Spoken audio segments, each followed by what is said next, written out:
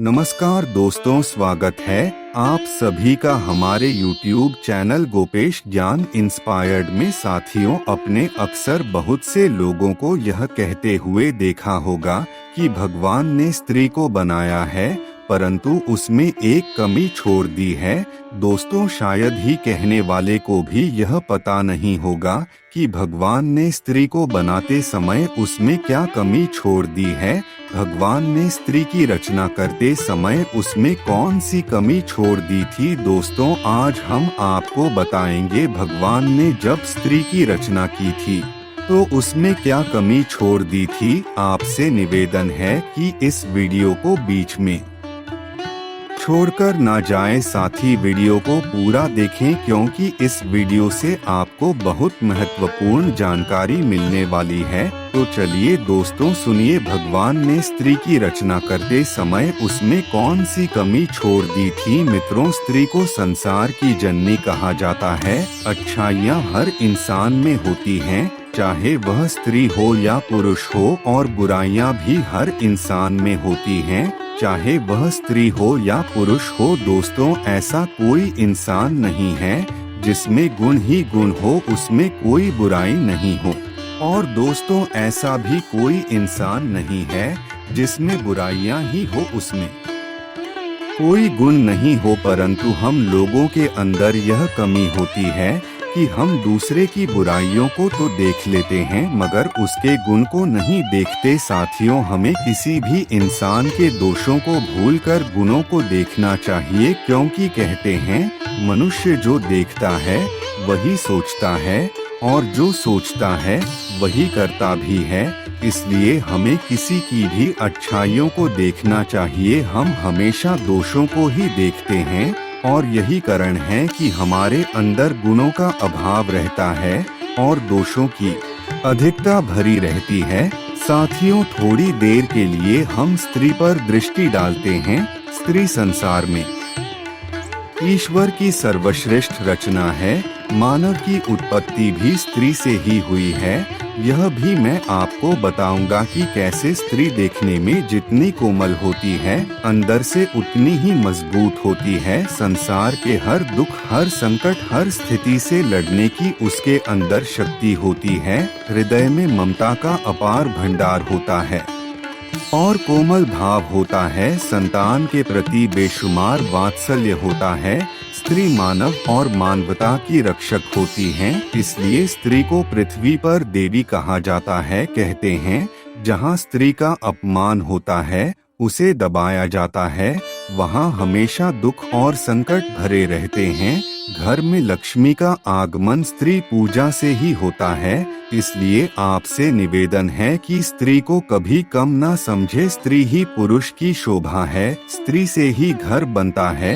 ईंट, लकड़ी, पत्थर से बनने वाला घर तब तक घर नहीं बनता जब तक उसमें स्त्री का निवास ना हो। स्त्री को गृहिणी इसीलिए कहा गया है क्योंकि उसके आने पर ही घर बनता है। बिना स्त्री के घर की कोई शोभा नहीं होती। भगवान ने स्त्री को बहुत ही सोच समझकर बनाया है। स्त्री बनाने में ब्रह्मा जी ने काफी समय लगाया था ताकि उसमें किसी तरह की अच्छाई का अभाव ना रह जाए। बताया जाता है कि जब भगवान ने सृष्टि की रचना की थी तो उन्हें इसकी रचना करने में बहुत कम समय ही लगा था, पर जब भगवान ने स्त्री की रचना की तो इसमें उन्हें काफी समय लग गया था। दोस्तों, अब हम बात करते हैं वह कौन सी कमी है जो स्त्री को बनाते समय भगवान ने छोड़ दी थी। साथियों, स्त्री में वह जो कमी है वह उसकी सहन शक्ति है। दोस्तों, अब हम बिना देरी करें इस बात को बताते हैं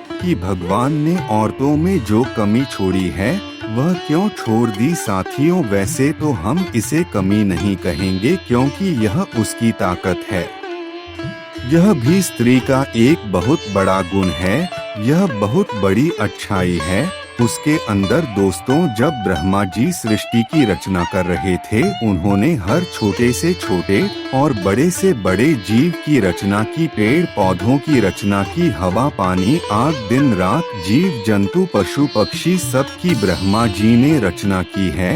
यह बात उस समय की है जब ब्रह्मा जी पुरुष की रचना करने के बाद स्त्री की रचना कर रहे थे, पुरुष की रचना करने में ब्रह्मा जी को मात्र क्षण भर का समय लगा था। ब्रह्मा जी के साथ विष्णु और शिव भगवान और सरस्वती माता भी सृष्टि की रचना करने में ब्रह्मा जी का सहयोग करते थे।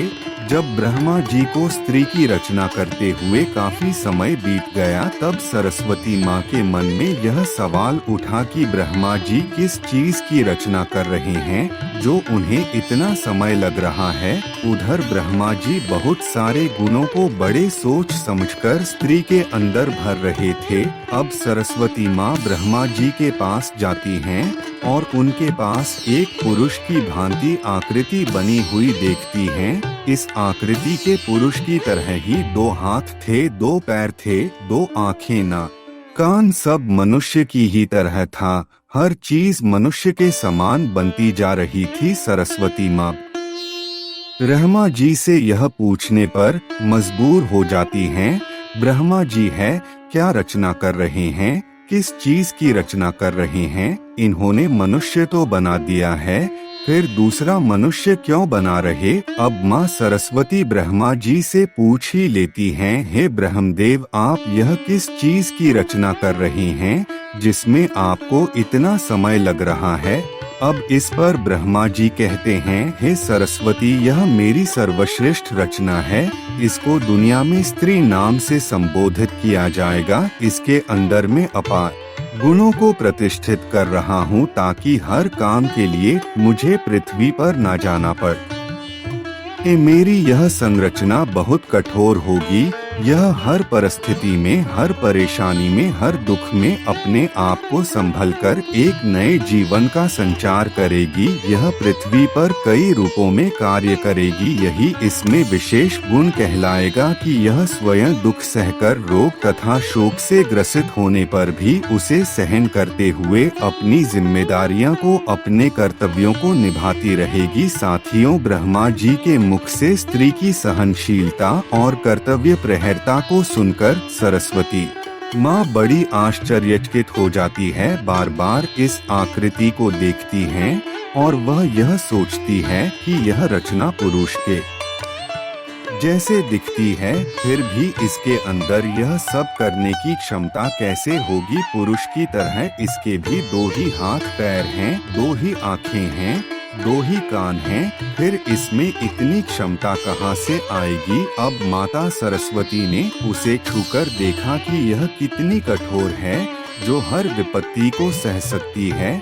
जब उसने उसे छूकर देखा तो वो बहुत कोमल थी। सरस्वती माता एकदम से हंस पड़ी। ब्रह्मा जी ने पूछा, क्यों हंस रही हो? तब माता सरस्वती कहती हैं, प्रभु, आप कह रहे हो कि हर स्थिति से लड़ सकती है। मैं यह सोचकर हंस रही हूँ कि आपने बनाई तो बहुत नाजुक है, हर स्थिति से कैसे लड़ पाएगी? मैं तो सोच रही थी कि यह पुरुष की अपेक्षा बहुत कठोर होगी, पर इसे तो आपने कलियों की तरह कोमल बना दिया है।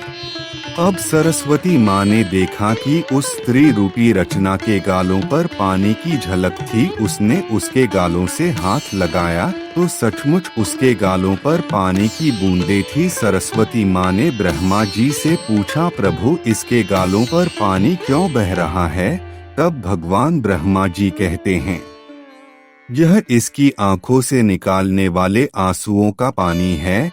यह पानी तभी निकलेगा जब ये अंदर से अपने आप को दुखी महसूस करेगी, जब इसके अंदर किसी तरह की वेदना होगी, चाहे वो शारीरिक हो या मानसिक। उस समय ये अपने दुख को इन आंसू के द्वारा अपने तन मन से निकाल कर बाहर कर देगी और फिर से अपने आप को उतना ही मजबूत बना लगी। अपने दुखों को भूलने का इसके पास यह सबसे अच्छा माध्यम होगा और इसकी ताकत भी होगी। यह अपने आंसुओं से अच्छे को झुका भी सकती है।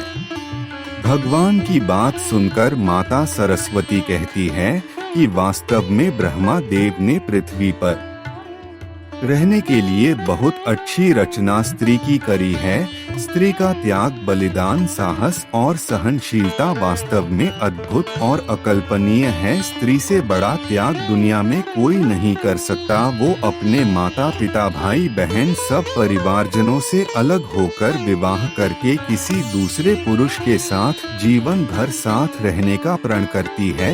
जरा सोचो, यदि तुम अपने माँ बाप, बहन भाई, परिवार से कुछ दिन के लिए अलग हो जाते हो तो तुम्हें कैसा लगता है?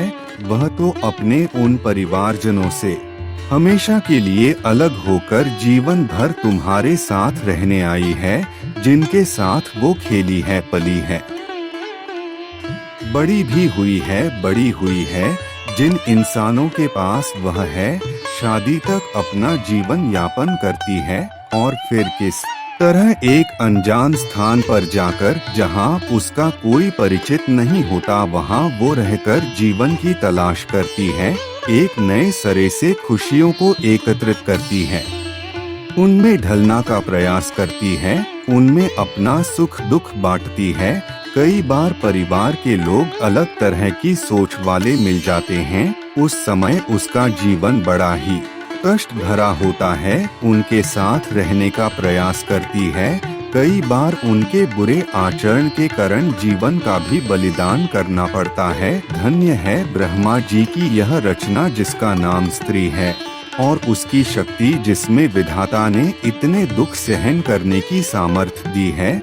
वह संतान की उत्पत्ति करती है, जो साक्षात मृत्यु का दूसरा रूप होती है। उसके बाद बच्चे का जन्म सकुशल हो जाए तो उसके लालन पालन में अनेक कष्टों को सहाना और उसके लिए अपने सुखों का बलिदान करना पड़ता है।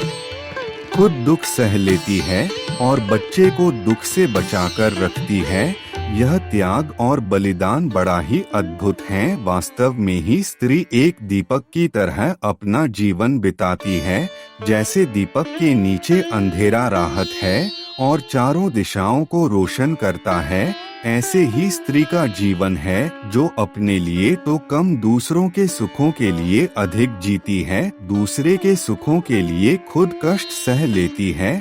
स्त्री वास्तव में ईश्वर के द्वारा दिया गया संसार को एक अद्भुत उपहार है। वो हर गुण में भरपूर है, इसलिए हमें कभी स्त्री का अपमान नहीं करना चाहिए, कभी उसे कष्ट नहीं पहुंचाना चाहिए। स्त्री का सदा सम्मान करना चाहिए। साथियों, बहुत से लोग यही बात कहते हैं कि भगवान ने स्त्री को बनाया मगर इसमें कमी छोड़ दी। तो दोस्तों, क्या आप भी यही कहोगे कि भगवान ने स्त्री को बनाया मगर इसमें कोई कमी छोड़ दी? हमारे विचारों से तो स्त्री के में कोई कमी नहीं है, बल्कि उन लोगों में ही कमी है जो हम उसके गुणों को नहीं पहचान पाते। और अगर आप स्त्री की इस सहन शक्ति को उसकी कमी समझे तो यह गलत होगा। दोस्तों, इस तरह से सहन शक्ति उसकी ताकत होती है। अगर उसकी सहन शक्ति ना हो तो शायद सृष्टि भी ना चल पाए। हर परिवार